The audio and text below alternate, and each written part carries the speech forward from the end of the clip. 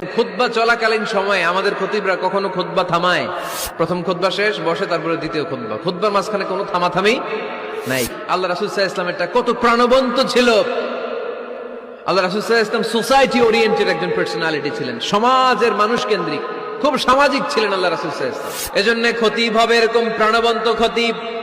সমাজে কি চলে, কি ক্রাইসিস, কি সংকট, ইয়াংরা কোন সমস্যায় ভোগে, আমাদের রাজনৈতিক অঙ্গনে কি সমস্যা, আমাদের অর্থনৈতিক অঙ্গনে কি সমস্যা, আমাদের সামাজিক অঙ্গনে কি সমস্যা, আমাদের পরিবারগুলোর ভেতরে কি ঝামেলা, প্রত্যেকটা কথা মসজিদের মিম্বার থেকে আসার দরকার আছে না নাই?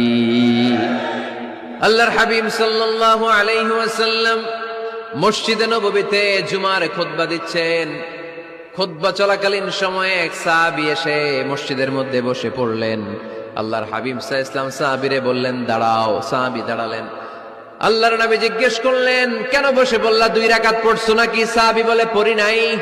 বিশ্বনবী বললেন, তাহলে তাড়াতাড়ি 2 রাকাত নামাজ পড়ে বসে যাও। সুবহানাল্লাহ পড়ো। 2 রাকাত পড়ো নাই তো পড়ো, দাঁড়াও, তারপরে বসো। দেখেন, খুতবা চলাকালীন সময়ে আমাদের খতিবরা কখনো খুতবা থামায়? কথা বুঝেন নাই? জুমার খুতবা আপনারা শুনেন না? খুতবা চলতেছে, ওই মুহূর্তে ইমাম সাহেবরা কখনো খুতবা থামায়? মাঝখানে কোনো ঝামেলা হলে থামায় না।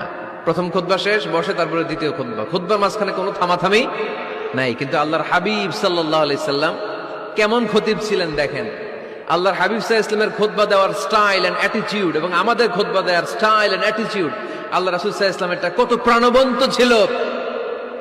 আল্লাহ রাসূল সাল্লাল্লাহু আলাইহি ওয়াসাল্লাম সোসাইটি ওরিয়েন্টেড একজন পার্সোনালিটি ছিলেন, সমাজের মানুষ কেন্দ্রিক, খুব সামাজিক ছিলেন আল্লাহ রাসূল সাল্লাল্লাহু আলাইহি ওয়াসাল্লাম। তিনি দেখলেন একজন বসে পড়ছে, উনি খুতবা থামায় দিলেন।